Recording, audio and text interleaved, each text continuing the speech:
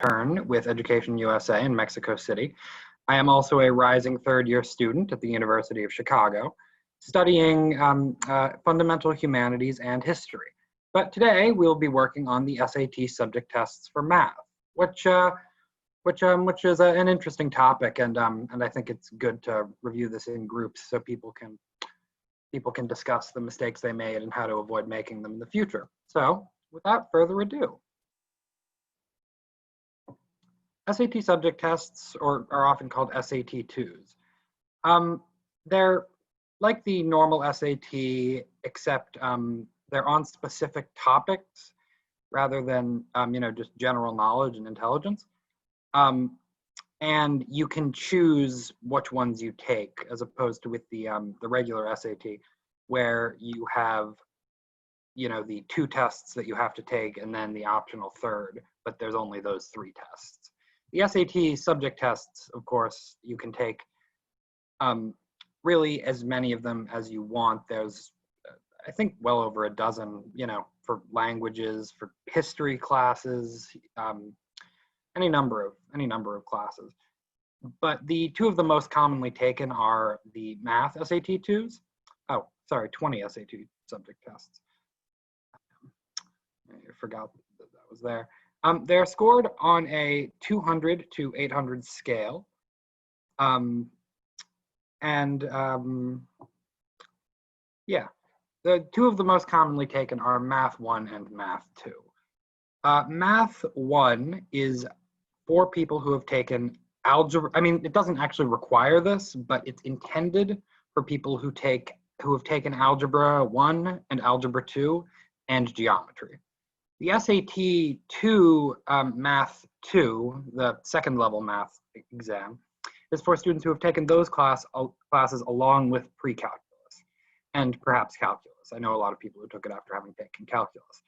But it's generally intended to cover the knowledge that you have learned in algebra, algebra 2, geometry, and pre-calculus. They are given 6 times in a school year, the same day, same place as the SAT 1, the normal SAT, as people might commonly refer to it. The process isn't that dissimilar.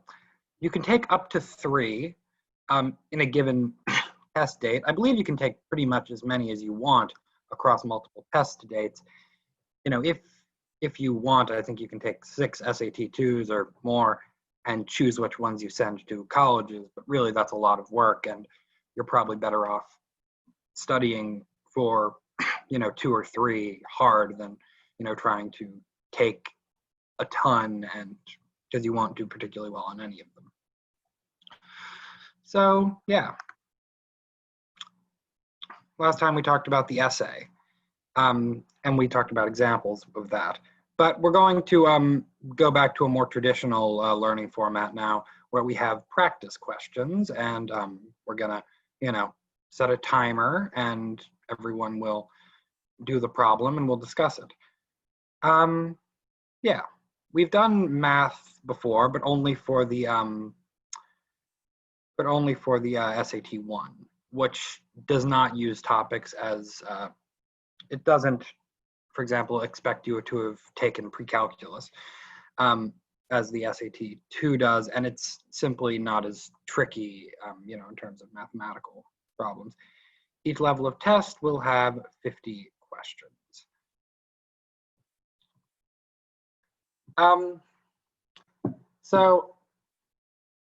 One thing that's worth noting that is different between these 2 tests is that the SAT-2s penalize wrong answers at, I believe, minus 0.25. So in theory, I think guessing is on average, neutral, because you will get 1 in 4 right, I think, and you will get the others wrong. So in theory, guessing is neutral. And I think people say if you can eliminate at least 1 answer, you're better off guessing. But if you can't, you should probably leave it blank if you absolutely cannot eliminate a single answer. I've heard people say you should leave it blank, unlike with the regular SAT,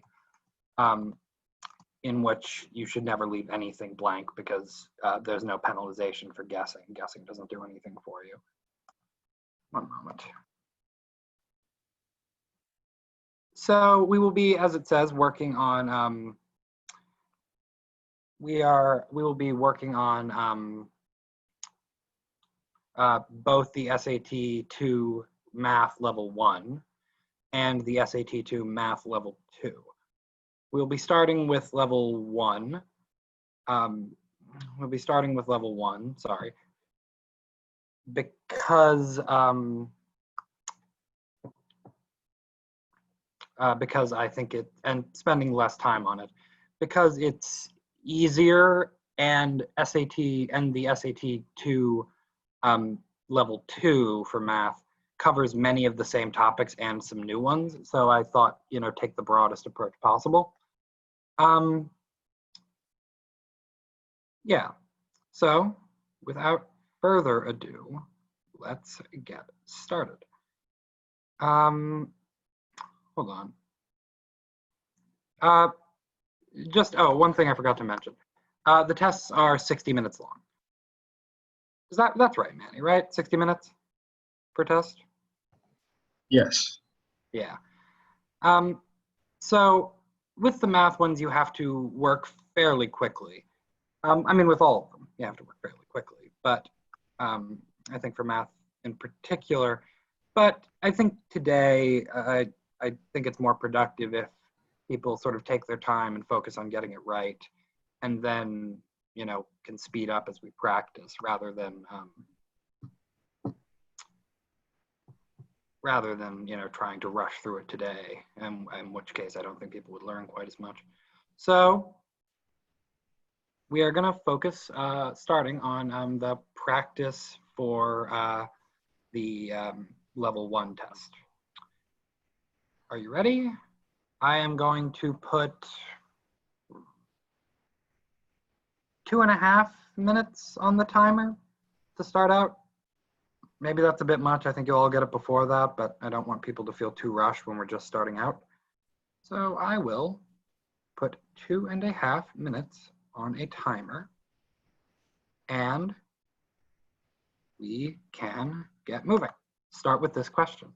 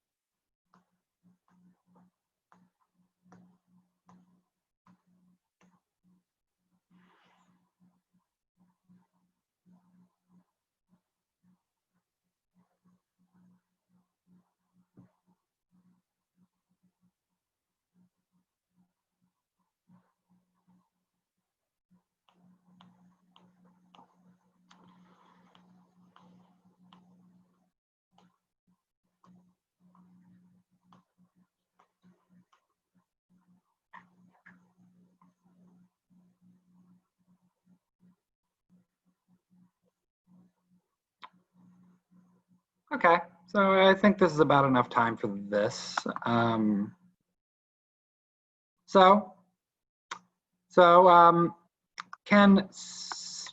people have put their answer in the chat box. Oh, Marco raised his hand. That is great. I love it when people do that. Yeah, no, please, always feel free to, actually, I request that, after every question, if possible, somebody speak up and give their answer and how they got it. Marco, please. Can you turn back to the other diapositive?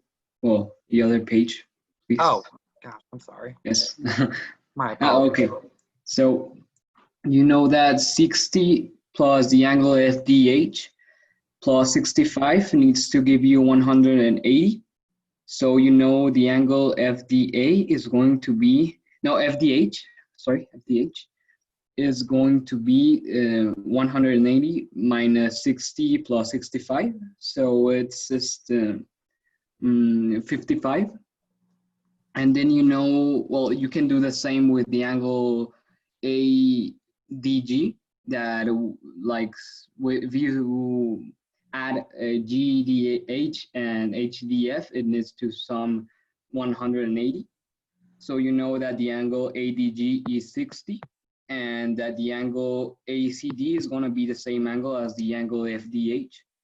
So you have 55 and there 60 is ADG and 55 is going to be ADC. And there you have the angle DA to not B, but the opposite side of A.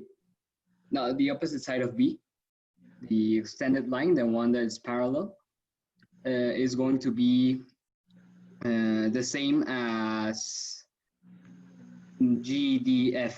So it's 65 plus 55. That is 120, if I'm not wrong. So it's telling you to CAB. So you just need to add, because it's an isosceles triangle, the angle CDA is going to be the same angle as CAD. So you need to add the angle DA and the other way, like B prime, you can call it like the other way. So you can add the angle DAB prime, that is going to be 120, plus the angle CAD, that is 55. So it's going to be 180 minus 120 plus 55. That gives you 5, right? Correct. And that was a perfect explanation. I really appreciate how in depth you went. Yeah, no, it's 50. I mean, it's 5 exactly, and your logic seems perfect and perfectly sound to me. What do you think, Manny? I mean, do you agree?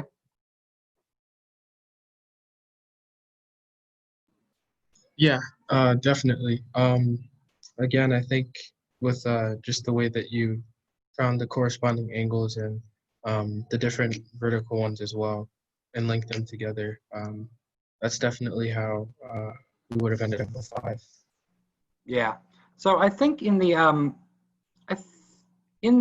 chat we got some people saying the answer was A, which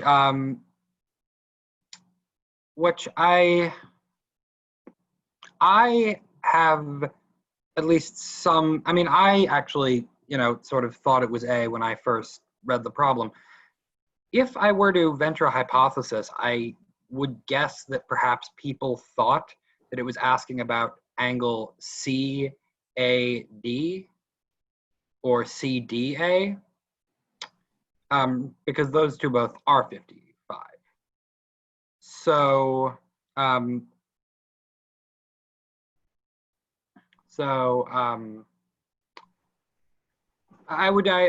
think this reflects back to an aspect of this test that is a lot more important and worth noting than people give it credit for. You need to read it over really carefully. I would maybe recommend underlining important things, underlining the actual question it's asking you. Once you get through all the setup, underline the question it's asking you. And like, what is the measurement of angle CAB? Just underline that is what I would do, at least. And just to be sure that you are calculating that, because it's a real shame if you get the right answer for a similar but not the correct question. Okay, so for this one, I will put about the same amount of time on the clock and go for it.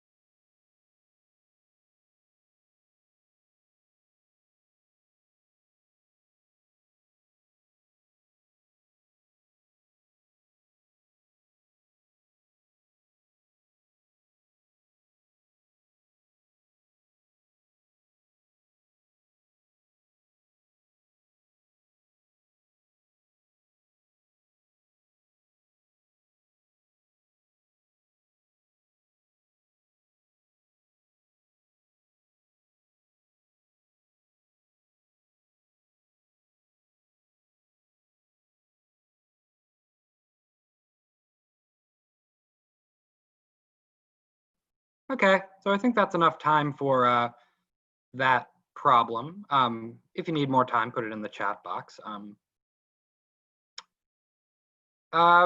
Could anyone raise their hand, give an answer, and how they got it, even if you're not sure you're right? There's no shame in getting these wrong. That's why we practice. And, you know, explaining your answer, even if it's not right, can be very helpful, because, you know, it will expose you and you can get advice on what you got wrong. So I highly recommend raising your hand and talking about your answer as a way to improve.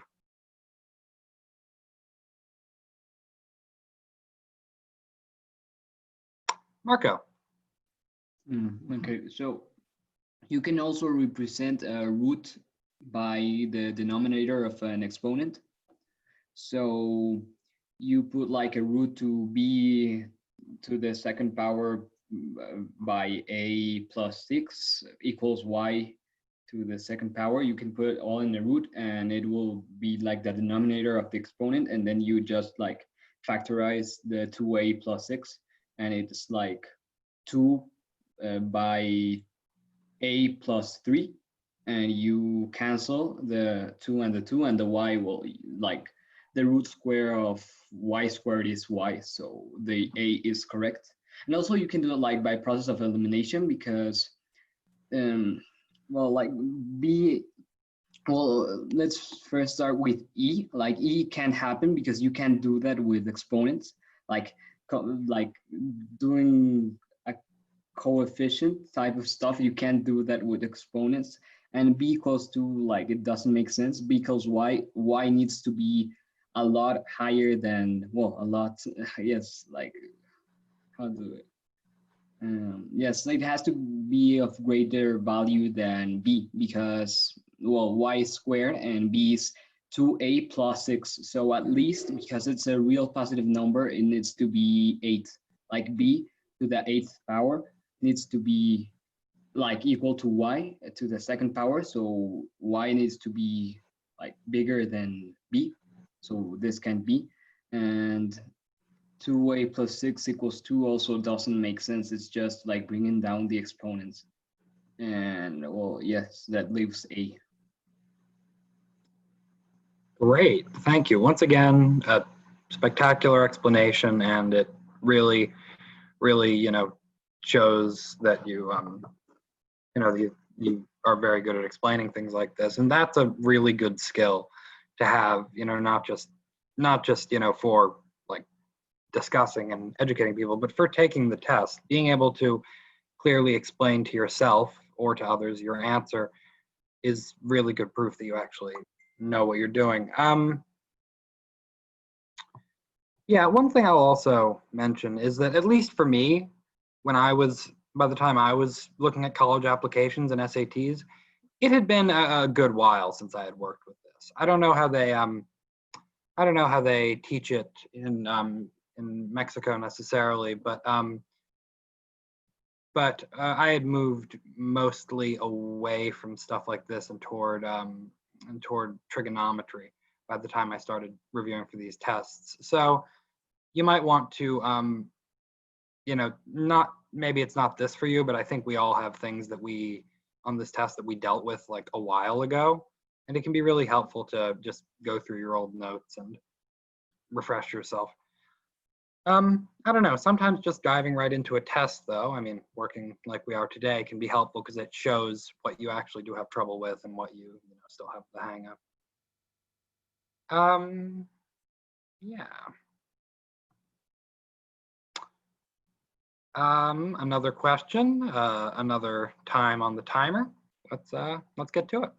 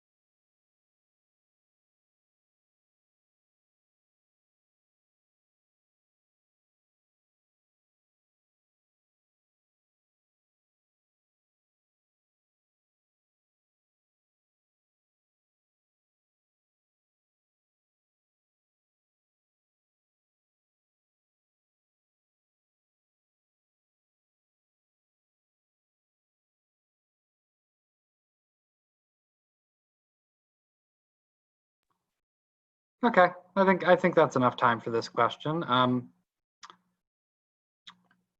Can anyone give an answer in the chat box and/or raise your hand and explain how you got it?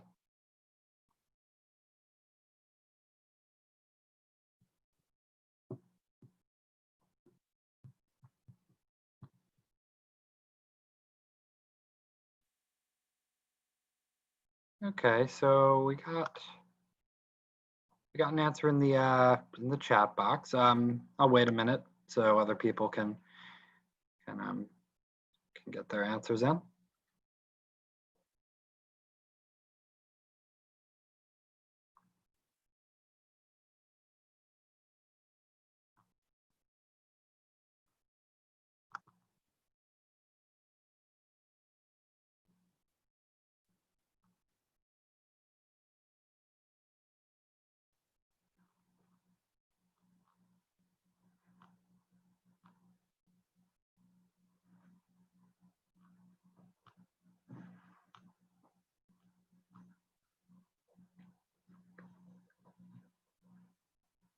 Okay, we don't have too many more answers in. I suppose perhaps that means people had some trouble with it. Yeah, I believe the answer to this one, according to the answer key, is sort of this one is E, actually.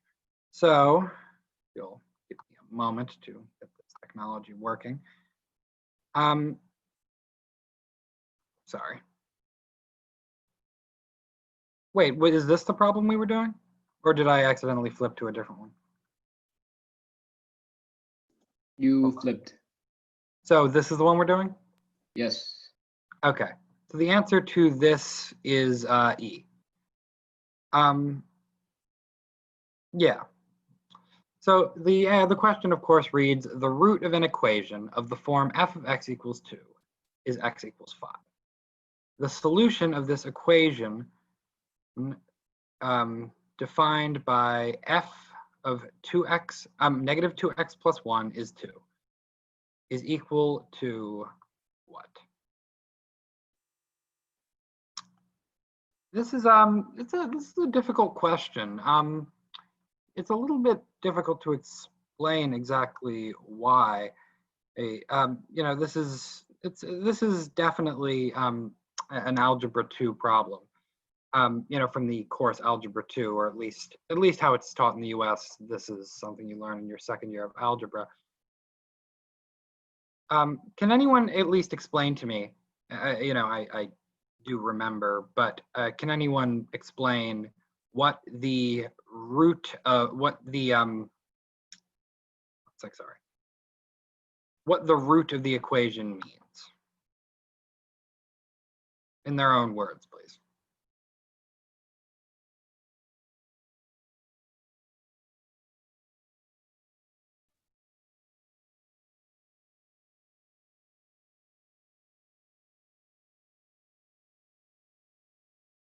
Okay, if nobody wants to speak up, the root of an equation, and Manny can of course correct me if there's a better way to phrase this, but a root of an equation is a value of x at which the equation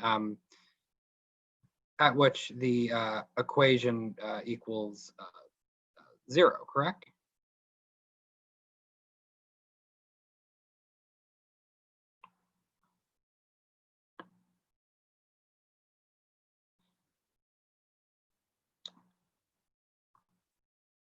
So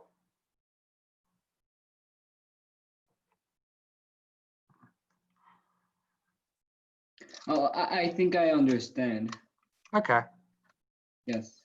Like I didn't understand. Like you say that f of x equals 2. That is the position in which the line that crosses in y. So it's asking you to see where it crosses in x, right? I didn't get it. Like I read it a lot of times, but I didn't know what was the root of an equation. So Okay. Okay. Well, that's I guess that's a good point to discuss in a bit more depth. Then let me find the official definition so I don't. Hold on. Let me find the official mathematical definition so we can work with that. The roots of a function are the x-intercepts. By definition, the y-coordinates of points lying on the x-axis is 0. Okay, please. Thank you, Dada. Okay, so my English is not very good, but Try your best. We'll help out if you want. okay. Well, the original problem is fx it's equal to. So at the final of the problem, we have the simplification of that, and say that the x that is in this, it's equal to 5. So one of the numbers that we have, A, B, C, D, E, we have to try to replace the x. That operation, it has to be 5. I don't know. I mean, I don't know how to say two. I mean, two negative numbers. We have one positive, and 2 for 2, it's 4 más 1, it's equal to 5. So yeah. Yeah. So yeah. So +1, I guess, would be. Yeah. Yeah.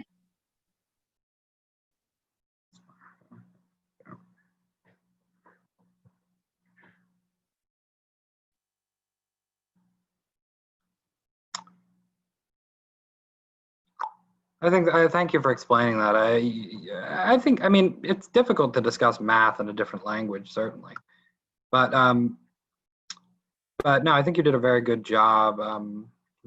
Explaining it.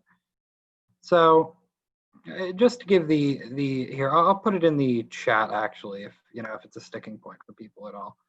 The official definition of the roots of an equation or a function.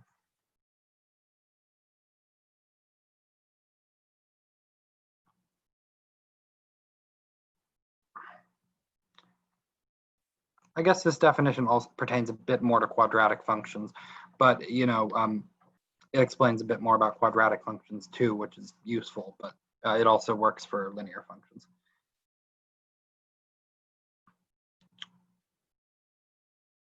The y coordinate of the point lying on the x-axis is 0. Therefore, to find the roots of a quadratic function, we set f of x equal to 0 and solve the equation ax squared plus bx plus c equals 0. So to find the roots of an equation, you set the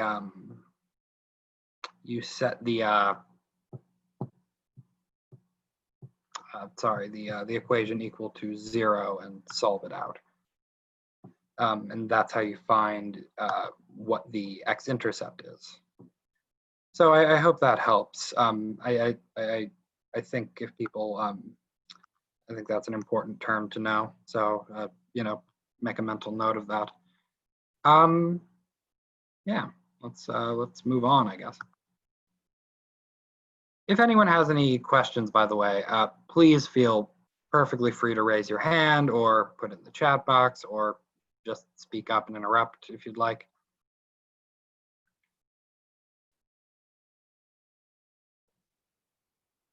Oh, thank you, Adara. That's very helpful.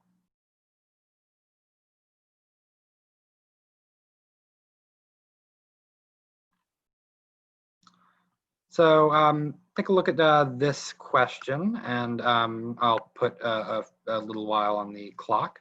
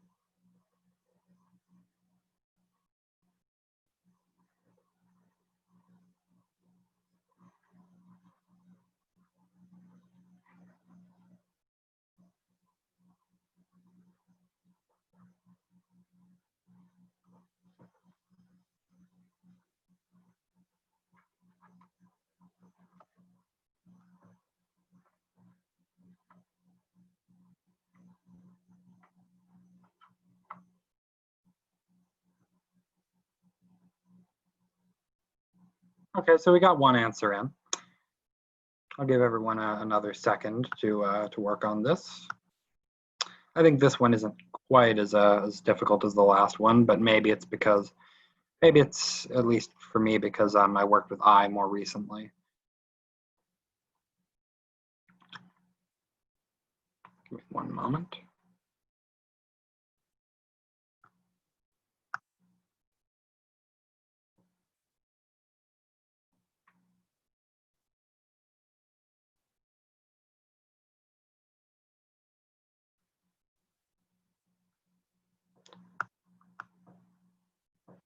So feel free to put any answers you have in the chat box and raise your hand before I reveal that the answer is, in fact, C. The answer is C. Marco is correct. This means that the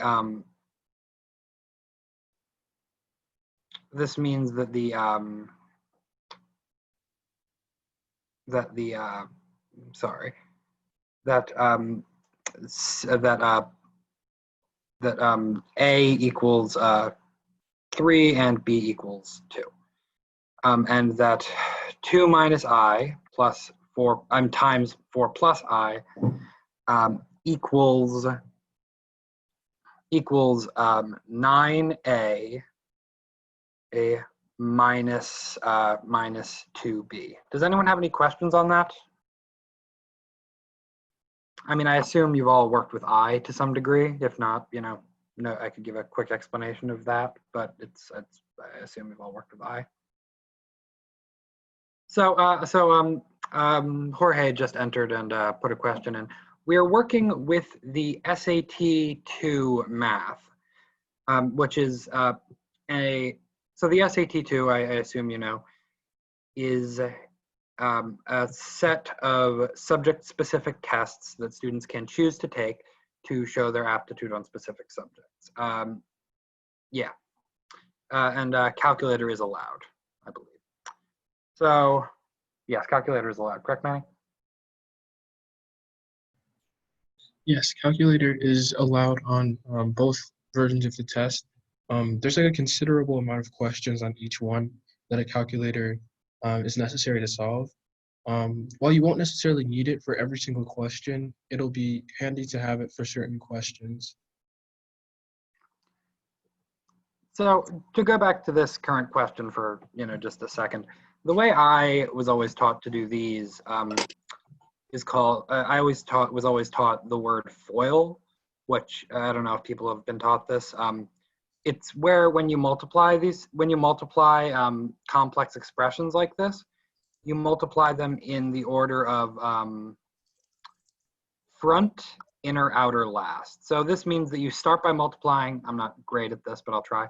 The front two terms, which multiplied is 8. Then the inner two terms, which multiplied is negative 4i. The outer two terms, which multiplied is 2i. And the final two terms, front, inner, outer, last, it goes. So it's just an organized way of doing it. Frankly, I mean, admittedly, it doesn't look too organized the way I've done it. I'm very clean at this.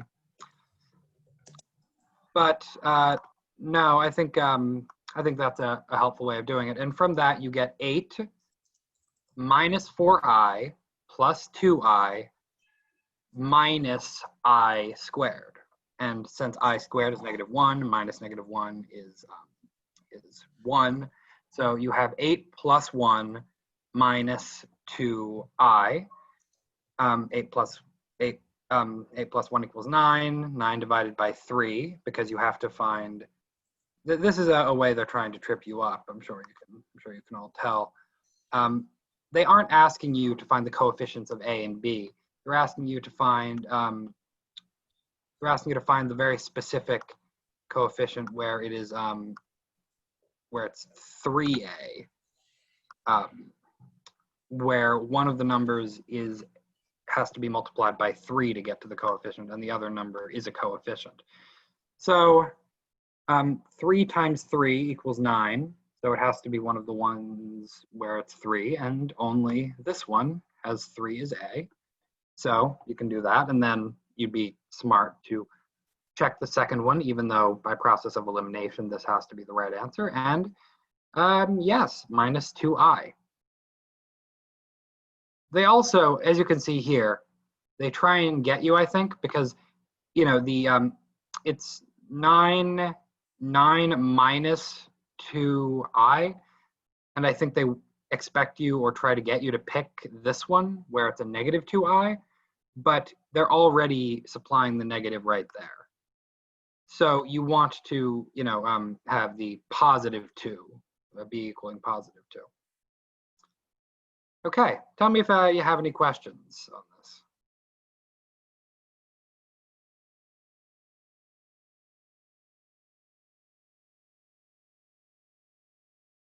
Okay, I'll take that as we are free to move on.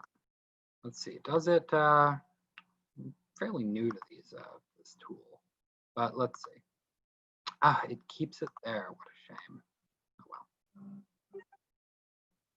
Anyway, let's take a look at this problem. And Manny, why don't I hand it over to you to explain this one. Sorry if I kind of went on for too long.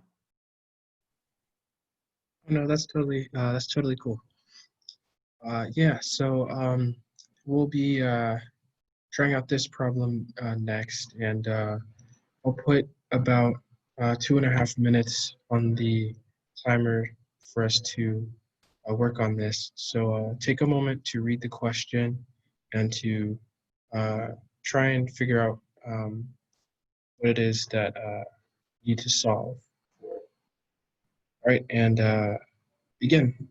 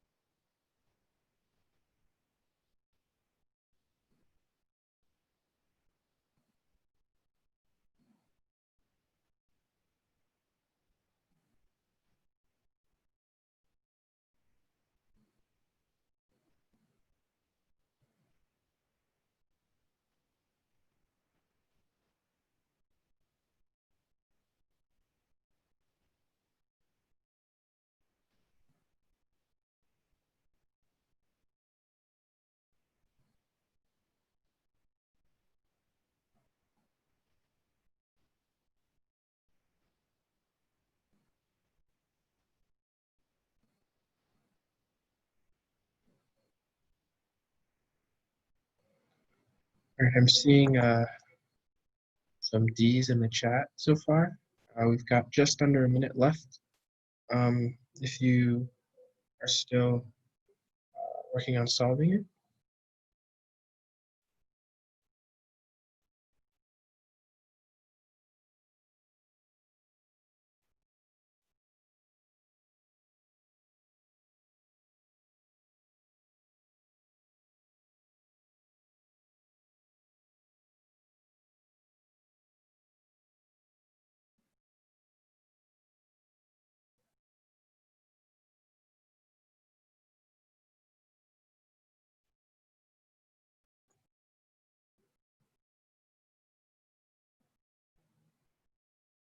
All right, that's about time.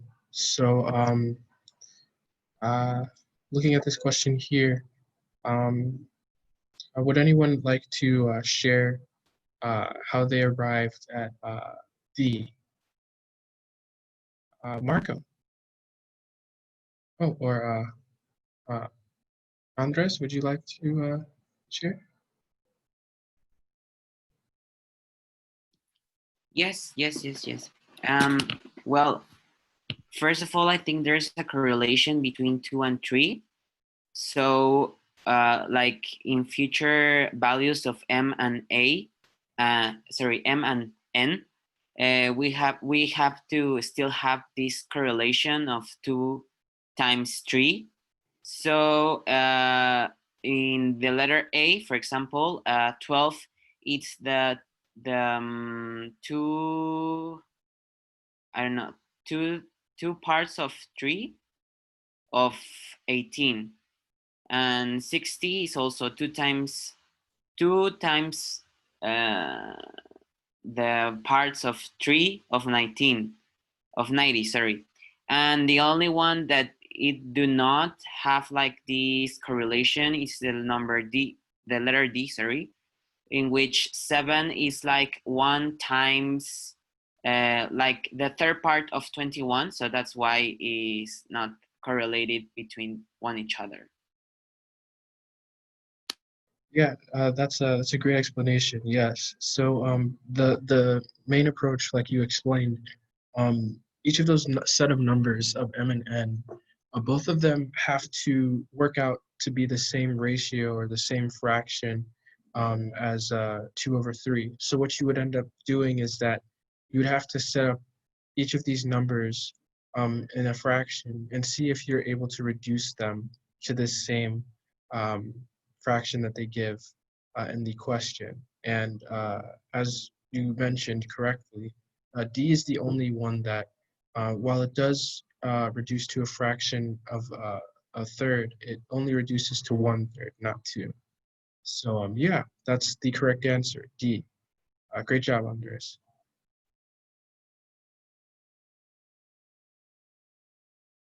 So now we'll be moving on to some of the practice questions you might find on the level 2 test for the subject test on SAT Math. And some of the questions here will focus more on things like trigonometry and other questions of that sort. There will be a lot more, there'll be a bit of difference between which ones these cover, but mostly you'll still find some of those same things. So yeah, let's jump into it. All right, so for that top question there, if 3 to the expression x minus 3 plus 10 equals 19, then x equals, and so we will work on solving this very quickly. I'll put about maybe a minute on the clock for this one.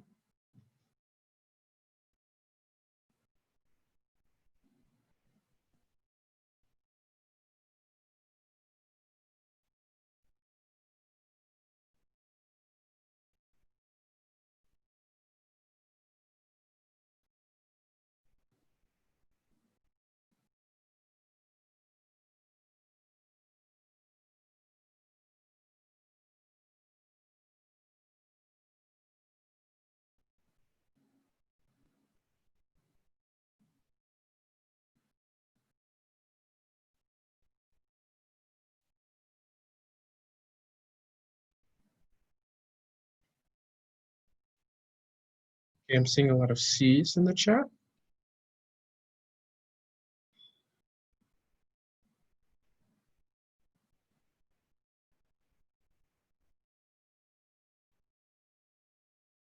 Okay, so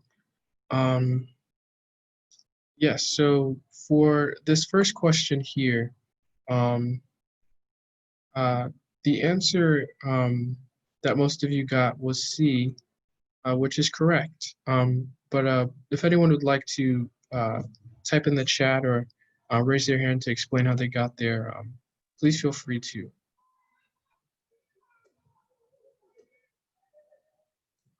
Jorge? Yeah. So since in the first question, I'm going to start with the first question.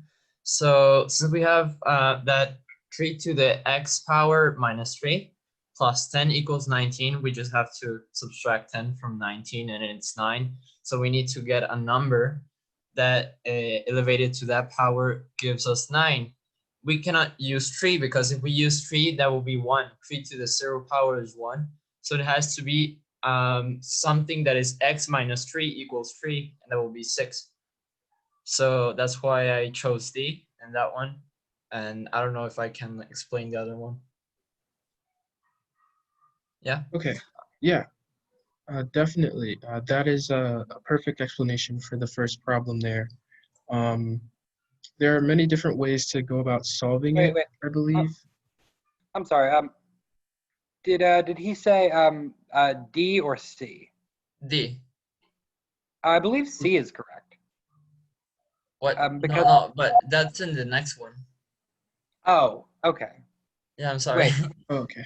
Oh, no, that's okay. Yeah. So wait, I'm sorry. Um, For the first question, we agree C is correct, right? Yeah. Okay, sorry. Yeah, sorry. Yeah. No, I'm sorry. completely my fault. Apologies. Yeah. No worries. Yeah. Yeah. So yes, for the first question, C is the answer. And there are a couple different ways that some people may go about solving it, but it's like you mentioned, just using that reasoning to figure out that this expression, you're going to have to find a number that is going to give you that power in order for the equation to be true. You would just have to make sure you're plugging in the answer choices to see if they work. And this is one of those questions where plugging in the answers might help. So yeah, Yeah, I'm C sorry. is, oh yeah, no worries. So that second question, I believe a lot of people also answered that one as well. It seems like we are torn between C and D, or I might be wrong. Actually, I think everyone answered C for that one. So can anyone explain their reasoning for C?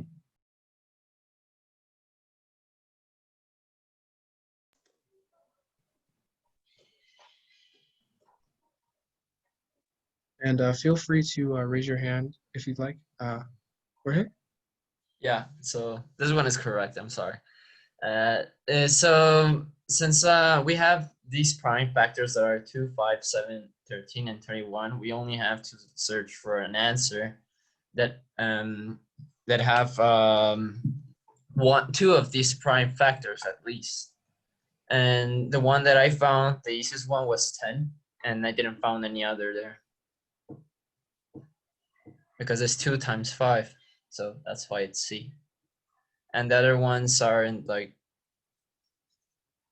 correct. Nice. Yeah, definitely. I think it's that was a good way of approaching it, finding the different factors that work well for those numbers. And like you mentioned, each of the other answers do not have each of the other answers don't necessarily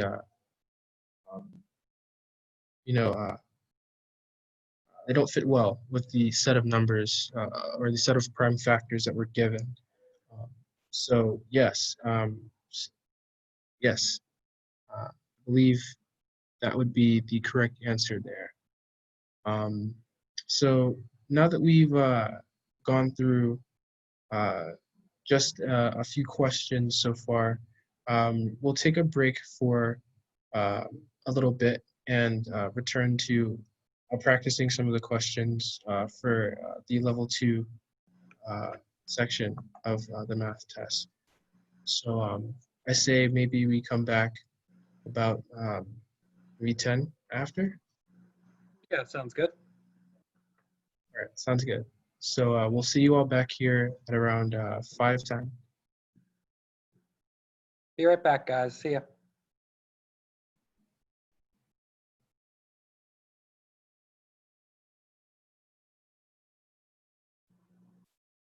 You bet. Sounds good. All right. So next, these questions, the first one will be asking us, what is the slope of the line that passes through the points 5, 4, and -2, 3? So let's take maybe a minute to work on that first one there, and then we'll move on to that second one.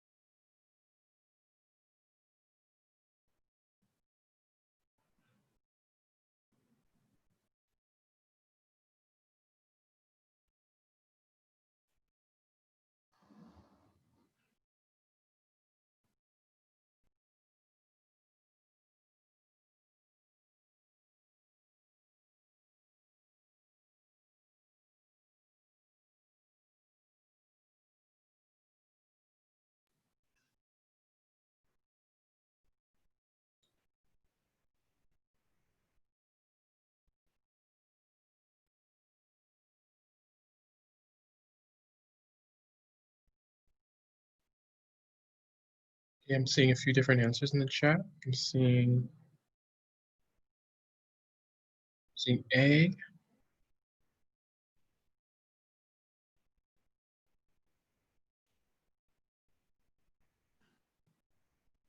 Okay. So would anyone feel like sharing how they arrived at their answer for this first question here? Marco? Oh, hold on. Mauricio, did you want to answer? Yes, I think I can explain that. Yeah, definitely. First, I subtract the second y to the first, the first y to the second y, and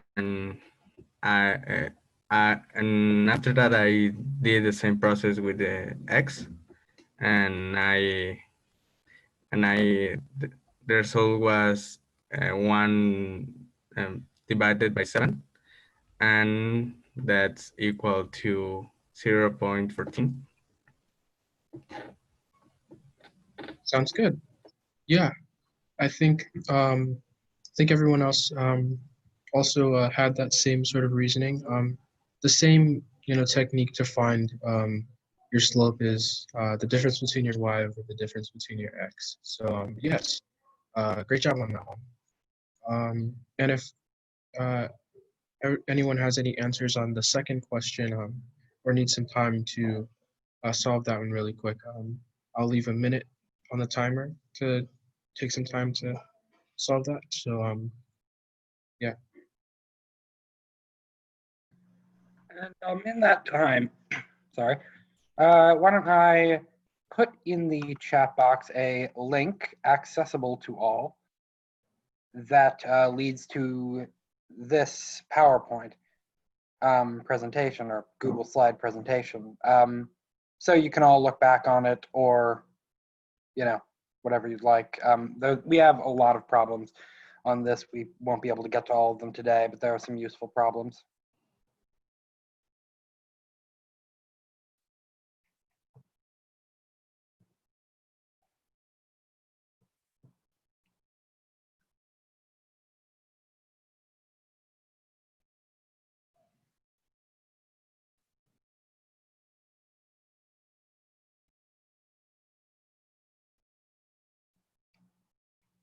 Okay, so it's looking like most of us are answering D for number 2, although there was someone that answered C. So would anyone like to explain how they arrived at their answer?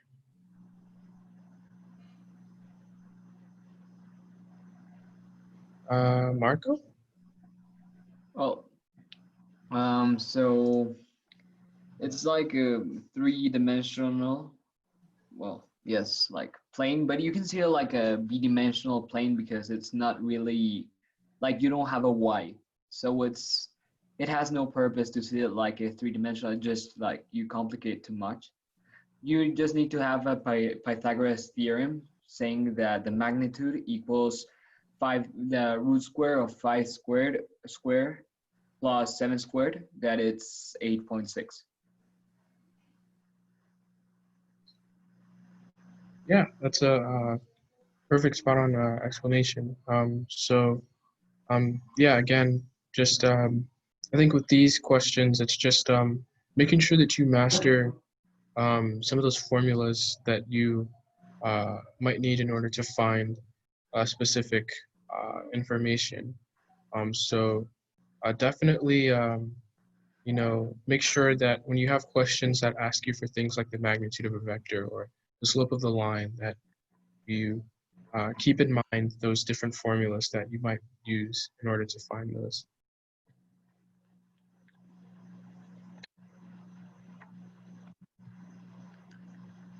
So, if I could take one moment before we move on to these problems to elucidate a few things about the test. One thing that's worth noting is that you do not have to get every question correct on these tests to get an 800 score, which is the highest score. I have some numbers somewhere, but I believe on the SAT to level 2, math level 2, you can get something along the lines of so for the SAT 2 Math 2, you can get a raw score of 45. That is all the correct answers you got minus all the incorrect answers you got times 0.25. So, so multiply by 0.25 the amount you got wrong and subtract that from the amount you got right, and then you have your raw score. A raw score of 45 on the Math 2 gets you an 800. A raw score of 45 on the Math 1 gets you a 760. My point with this is just that largely that if you're worried at this point, you're looking at this test and you're thinking, gee, I'll never be able to get all 50 of these questions correct. You don't need to. I mean, obviously you want to, but you can get a perfect score without a perfect raw score. So try not to worry too much there. Yeah, I also have some tips and hints for this test, if you all would not mind my taking a second with those. So first of all, you want to read your question carefully. It sounds simple. People mess it up more often than you'd think. Read it carefully, underline the really important stuff, perhaps. That worked for me. Know what the actual question it's asking you is. Make sure you're solving the right question. Sometimes the options, for example, will have answers to similar questions that are not completely the question that you're looking for. So, in that first geometry one we solved with the triangles, it gave the answer to an adjacent angle. And I think some people got tripped up by that. You want to solve the correct problem, basically. In those big diagrams, there's going to be a dozen angles they could ask about. You want to make sure you're solving for the correct one. I would recommend, with the time crunch, don't let yourself get completely caught on any one question. Try every one for, a minute, and, if you're not close to getting it by the end of a minute, maybe consider circling it and moving on. Ideally, you'll have time to come back to it, but really, you can't afford to get one or two wrong or leave one or two blank. that will not necessarily, prevent you from getting even a perfect score. So don't get too anxious if you encounter, if you encounter, like question 23 and it's really rough. Just move on, because you still have 27 other questions to deal with. And even if you do spend like 4, 5, 6 minutes mucking around and you get 23, odds are your raw score is still suffering from the questions you're missing later on. Eliminate answer choices. Guess if you can I've said this before and I'll say it again. Guess if you can eliminate any specific answers. If not, probably don't guess. If you can fully eliminate one answer, then the odds of guessing are in your favor. If not, then the odds of guessing are just as good as, in theory, it will equal out to 0. Use your scrap paper organizedly. Do not, try and do everything in your head, and do not, don't just scribble all over your scrap paper. Try and have it at least a bit organized, so that if you do get some time to check and you don't know how you got something, you can go back and look at your work. Maybe draw, if you're finished with the scratchbook for one problem, just draw like a little line under it. That might be an example. Or if you get an answer in your scratchbook, maybe circle it so you know where that answer is. Those are 2 simple things that I might do that would help, but we all have our own tricks, but I would recommend trying, to keep it a little more organized. It helps with time and it helps with accuracy, both of which are, of course, the essence of this test, really. This is true with all standardized testing. Make sure you're bubbling in the right answers. I know extremely smart people who got 200s on this test. They retook it and they did fine, but, basically wasted a test day and the money it took them to take the test because they accidentally, bubbled in 2 problems on the same, in the same line.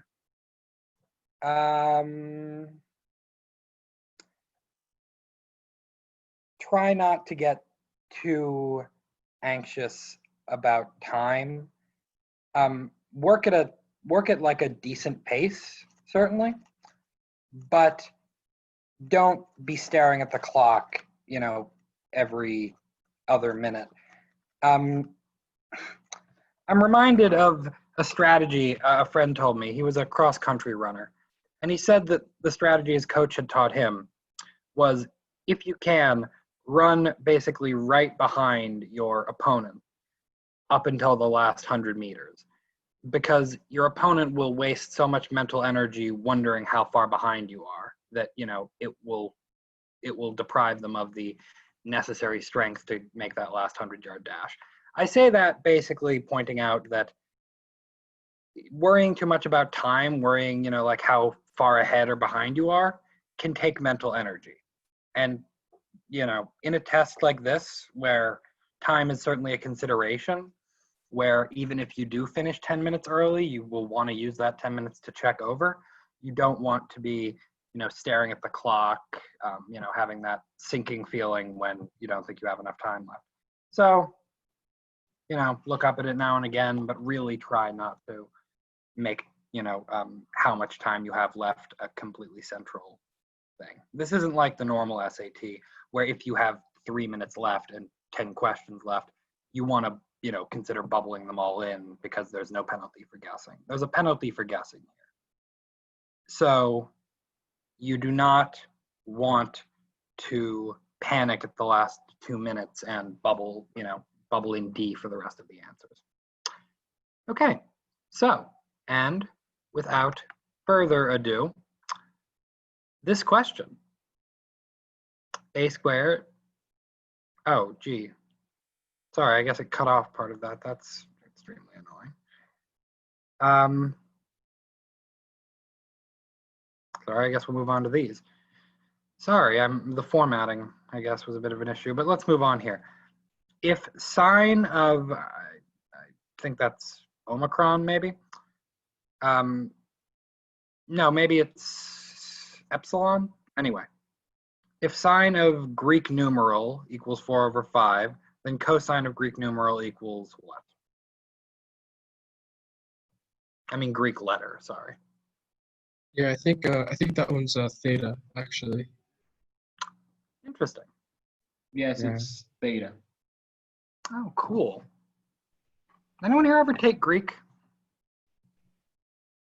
I always kind of wish I did. I took Latin in high school and I liked it, but Greek's also really cool.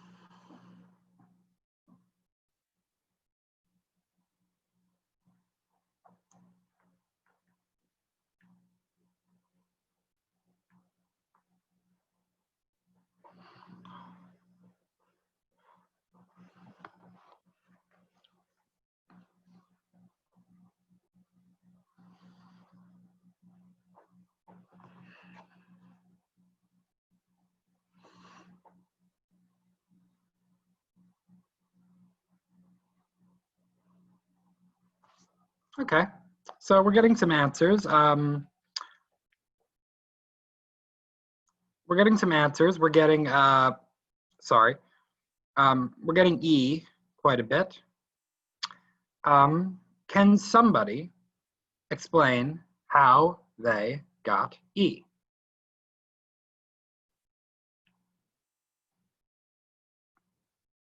Jorge. Yeah. So we know that sine is equal to opposite over hypotenuse. And we can use these to find the adjacent one. And we find the adjacent side of the triangle and we just like put it on top instead of the 4. So it's 3/5. And yeah. Nice, nice. Yeah, did you, I'm sure you guys learned this. The acronym SOHCAHTOA, SOH, sine equals opposite over hypotenuse, CAH, cosine equals adjacent over hypotenuse, and TOA, tangent equals opposite over adjacent. You know, I'm sure you all know this, but I mean, once again, I'm sure you all learned this, but these are things at least in the American curriculum that you learn in Algebra 1, and it's a class you take a while before you take the SAT too. So it's worth, you know, putting it in the chat at least. Why not? And for the next question.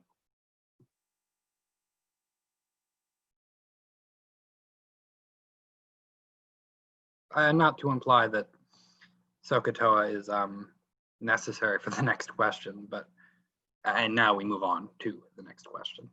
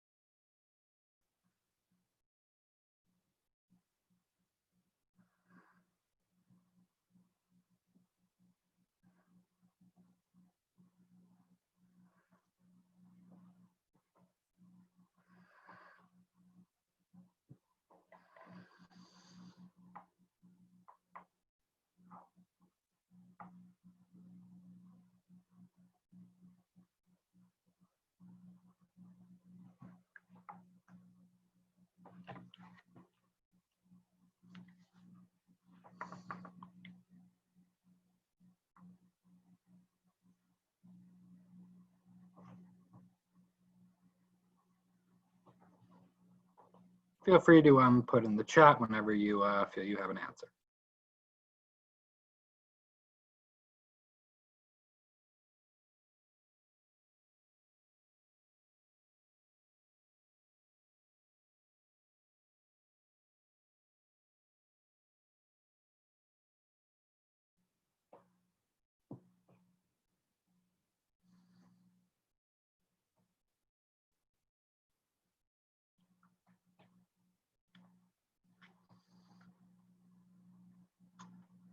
one thing I will say about this problem is that the way I see to do it takes a while. And I'm very curious if anybody finds a way to do it that, you know, isn't as brute force-esque.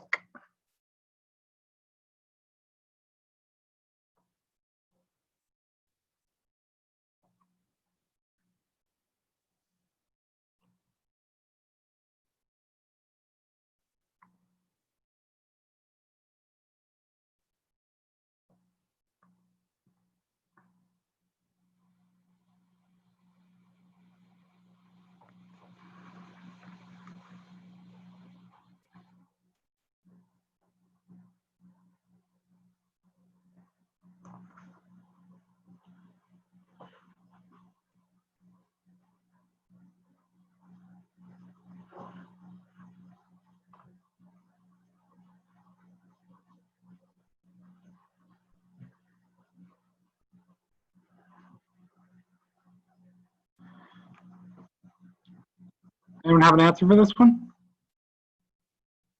Okay, so I see one answer.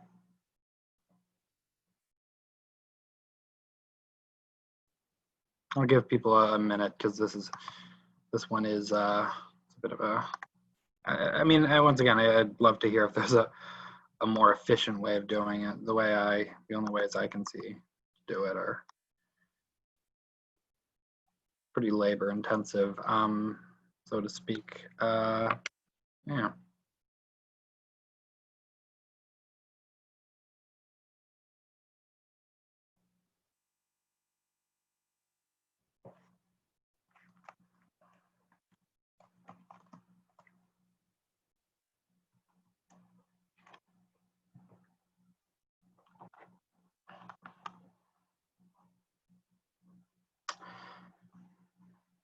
Okay, so if you have an answer, put it in the chat or raise your hand now. And without further ado, the correct answer to this question is, in fact, D, as Andres said. I mean, the way I saw to do this, of course, is fairly simple, just, you know, plugging it in and seeing if it works. Does anybody know perhaps a quicker, more efficient way of doing this? Or is, you know, does one just have to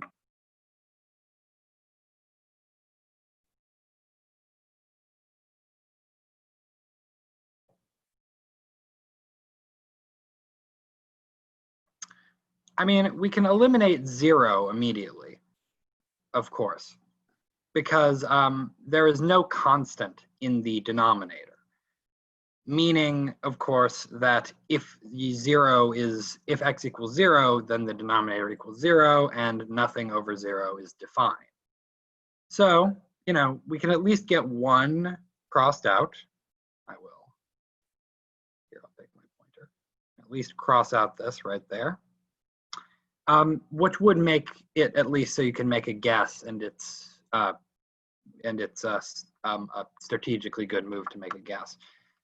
But beyond that, yeah, like every equation of any grade, like fourth grade equation, it has a general formula and a canonic formula, and the canonic formula tells you where in X it crosses. Like it gives you the answer. I don't know it by memory, but I know the general formula because it's like all the general formulas are like that. It's actually also like ax to the 4th power plus bx to the 3rd power plus cx to the, until you get to the, like, it's called the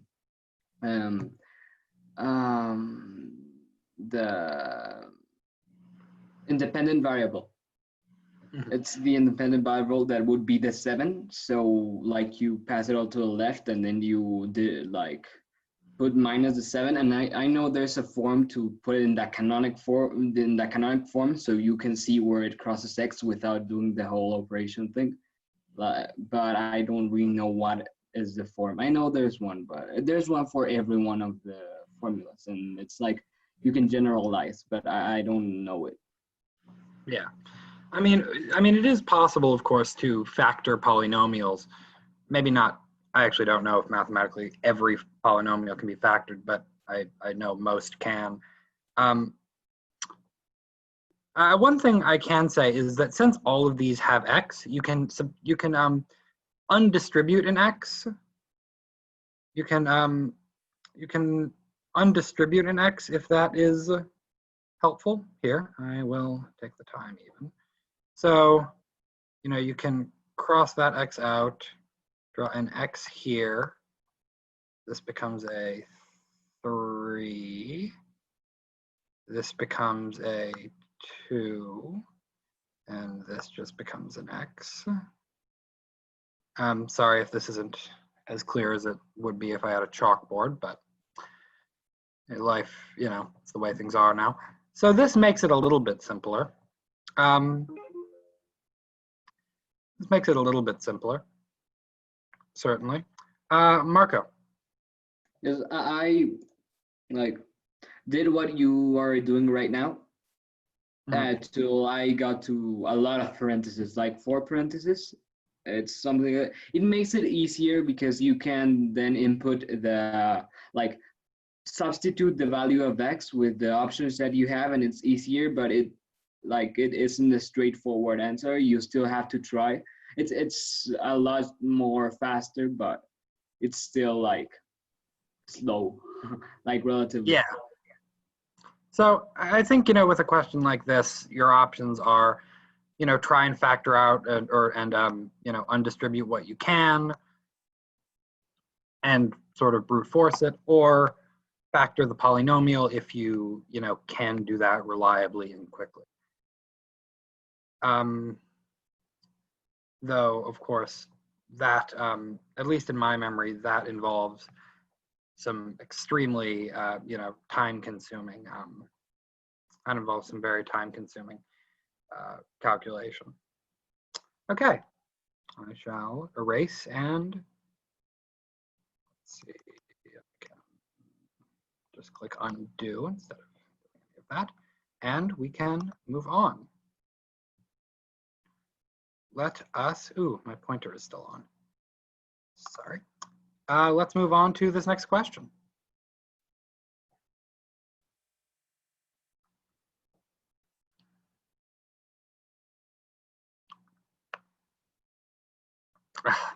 Sorry, the formatting again.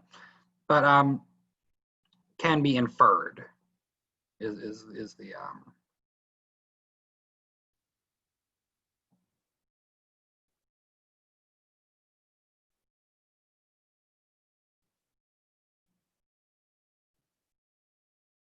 So the meaning of inferred is which one is correct?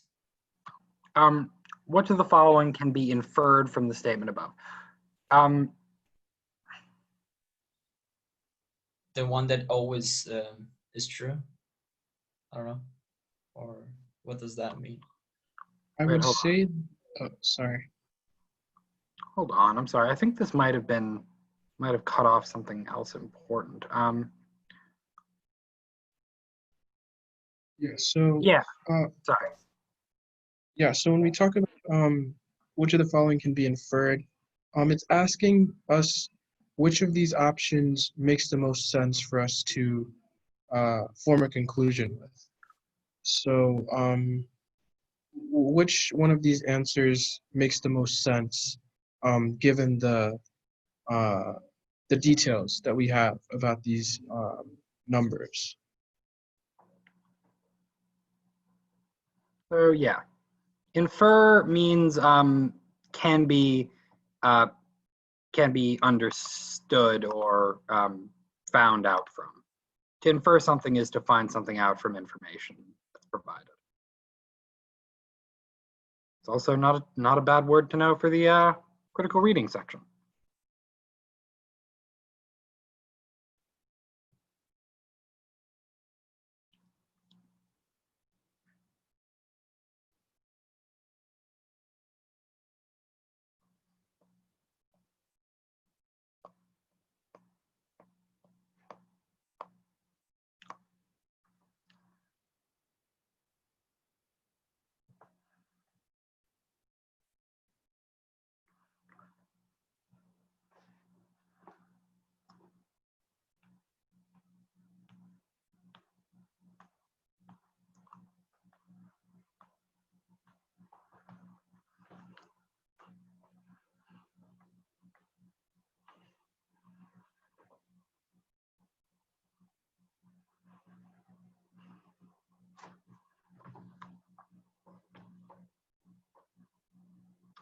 Okay, so we're getting a spread of answers here.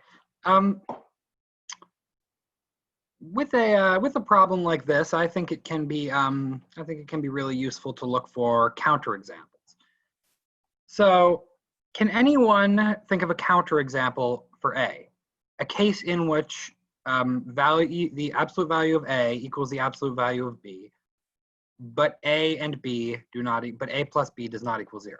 Yes, if A and B are equal, like not the absolute value, but actually equal. If A and B are both positive, yes, correct. Can anyone think of a counterexample for B by any chance?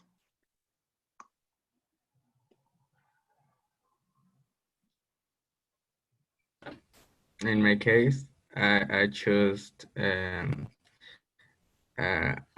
2 as a value of A, and I choose -2 as a value of B.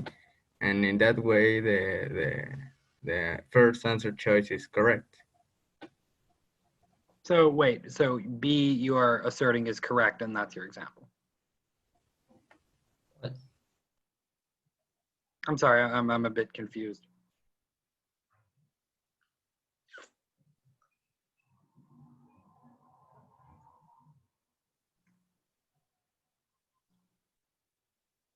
So I think that what he said is that in the answer A, we could took, like, for example, then the number 2 as A, and then number -2 as B. So the values in the first prompt are like affirmative. So then, like, for example, when you put 2 plus -2, it's 0. So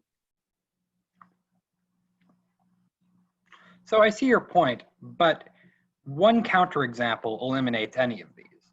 It has Yes, to be like true for every literal.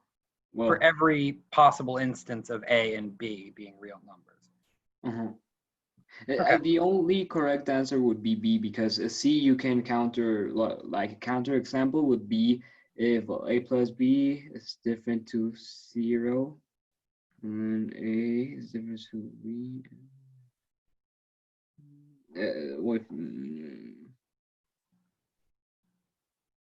I mean, C is just the reversal of A, which was incorrect.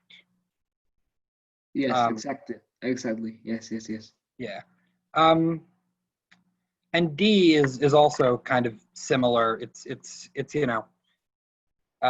A is proven untrue if both A and B are positive. D is proven untrue if either A or B is negative. Mhm. And E is so wait, what's the issue with E? Can someone explain that to me?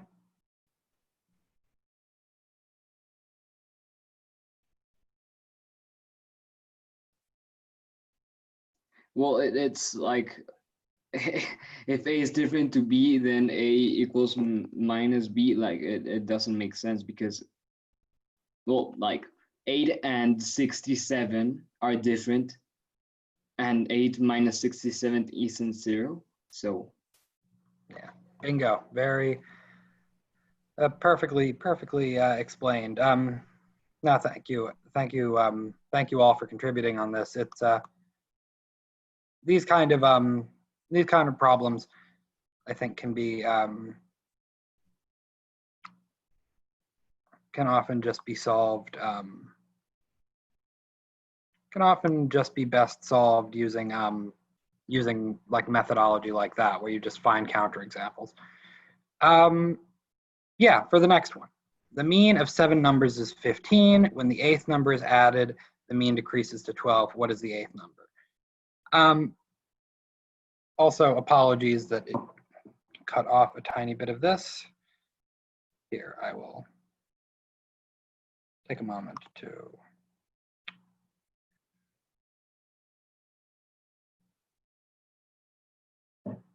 see. if that helps at all.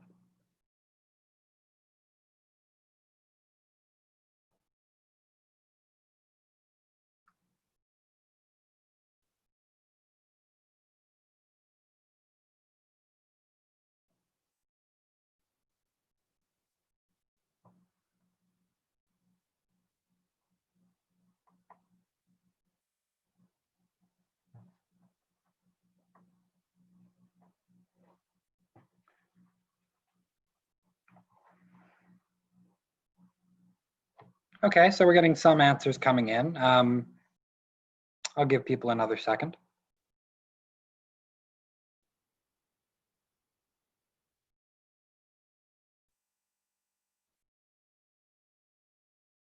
So we're seeing some B again, same as the last problem. We are seeing some B answers. Anyone have anything different out of curiosity?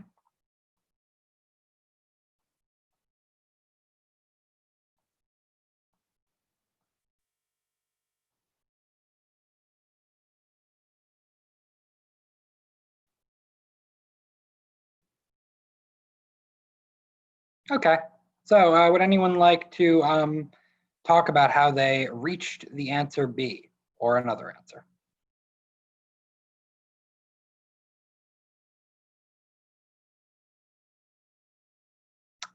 Jorge.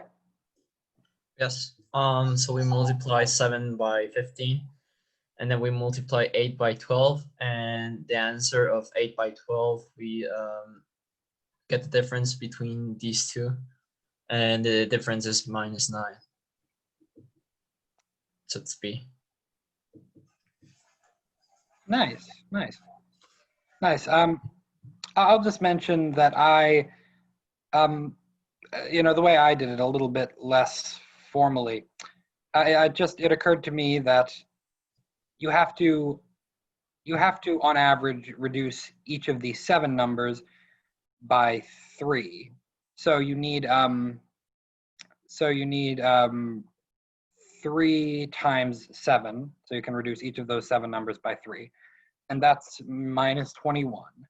And then, of course, for the 8th number, you need a 12 because that's what you want the average to be. So you take the 12 and you subtract the 21 from it, if that makes sense. Marco, your hand is still up? It was a mistake, but I have a question. I don't get it. Like you have 7 numbers Mhm. that make a mean of 15, like an average, right? Mhm.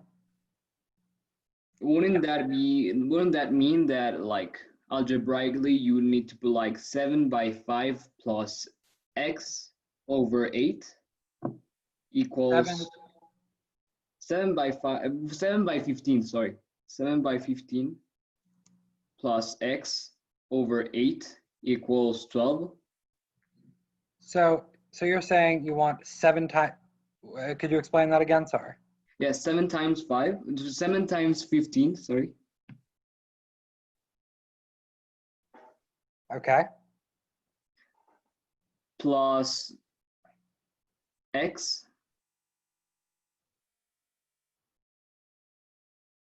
over all of that over Okay, sorry. 8. Here, sorry, I will, all of this over 8. Mm-hmm. Okay. That equals 12. 8, and this equals 12. Yeah, and I believe if you solve this out, you're right. So you would get 7 times 15 plus x equals 96. You would get 7 plus 15 times x equals 96. 7 times 15 is 105. And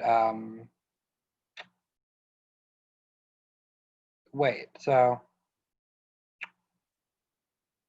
yeah, 96 to 105 is, yeah, -9. So there you go. Perfect. Okay. I think I got the arithmetic wrong.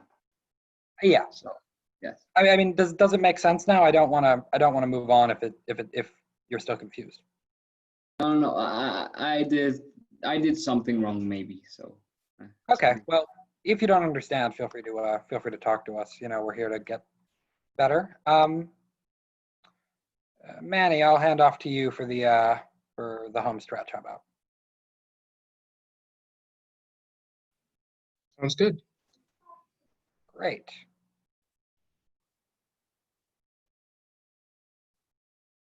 All right. So now we move on to everybody's favorite part about math tests, graphs, and other, I guess, figures of these functions. But in all honesty, though, some of these questions, they can be very confusing at times. But again, I think one of the key things is recognizing the pattern that comes along with a function of x. So yeah, I'll give everyone about a minute to just kind of look at this question and answer it. And the question is, which of the following is not a function of x? So I'm starting to see a few answers in the chat. I'm seeing D. Sounds good.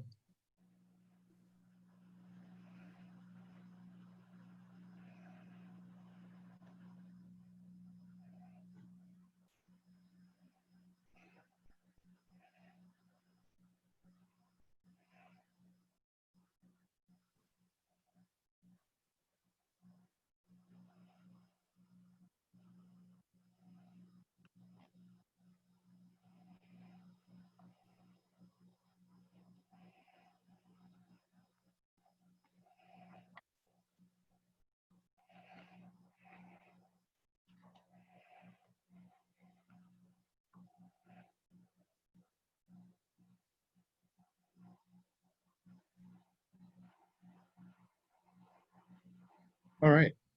So that's about a minute. If anyone would like to share how they arrived at D for their answer or any other answer, please feel free. Andres? Yeah, well, in functions, there are some properties. So in a function, for example, we cannot have like 2x, a point passing through the same x, like 2 times. So in a circle, for example, in that circle, in that function of d, we have maybe that the function pass over x1 and again pass through x1 like in the same point. So that it could not be possible in a function. A function needs to be like progressive in x or in the other way to decrease to the x. Yeah. Yeah, definitely. So again, I just to kind of clarify what Andres was talking about there, a function of x, or even, you know, just the general definition of like what we would consider a function is where for every input or for every point on this graph, you're going to have a different output. No two, uh, no two, you know, points will necessarily be the same. You may have two different inputs that have the same. You may have two different inputs that have the same output, but in general, you will not have any repeating points, if that makes sense. And with choice D would be correct because of the fact that um, you have um, certain points that do repeat themselves, and the function of D itself is actually one for an ellipse, and you know, with functions that, you know, produce shapes of that sort, um, you know, you're going to have, uh, you know, the function's not going to necessarily take you anywhere, as, you know, for example, um, A is clearly moving in a certain direction. And I think what Jack is doing here right now is also another way that we test to see whether or not a um, uh, a graph is actually that of a function of x. And that's the vertical line test, where we figure out whether or not um, the points that are on this graph have different uh, um, outputs. So yes, I do believe that D is the correct answer. Hopefully I explained that well enough. If anyone is confused on that, please let me know. But So the horizontal lines are to check for y, like if it's not a function of y. For example, if the question will be which of the following is not a function of y, we do a horizontal line, and if they touch 2 times, yes, and if Yeah, so it was the x one is vertical line. Okay. yeah, so only A and B are functions of y as well, Mhm. because they do not pass the horizontal line test, which would test for Yes. yeah. Thanks. So yeah, no problem. And again, just to clarify, with that vertical line test that Jack was doing, you're just checking to see if the vertical line that you draw intersects any point on the graph twice. If it intersects twice on that line is not a function because it has 2 different outputs on that same um, input there for x. I think I accidentally incorrectly explained it earlier, but yes, you have to make sure that you don't have 2 different outputs for that same input, if that makes sense. But yes, D is the correct answer for this question. And I think we have about time for one more question. All right, so I think we will end off on this first question here. If a line is perpendicular to y equals 1/2 x minus 3, then its equation could be any of these following choices here. So we'll take about another minute to solve this one, and then yeah.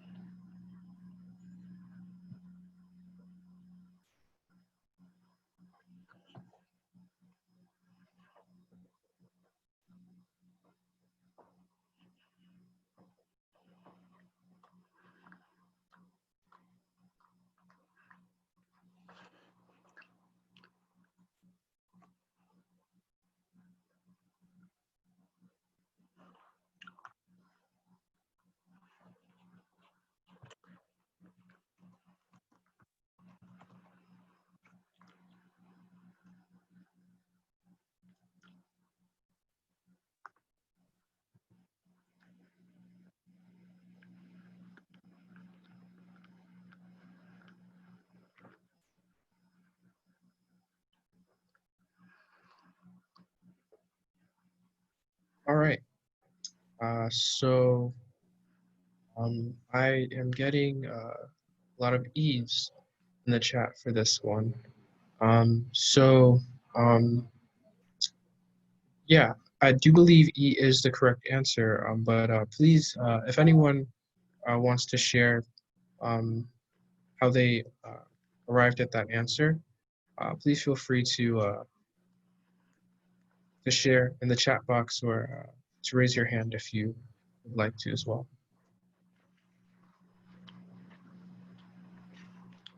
this is a good one to end on. I think that they ask questions like this about perpendicularity. I think they ask it a good deal.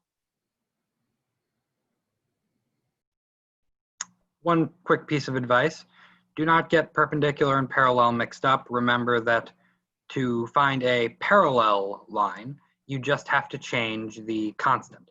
So a line parallel to y equals 1/2 x minus 3 would be y equals 1/2 x plus 3. But somebody talk about how they got the correct answer to this problem.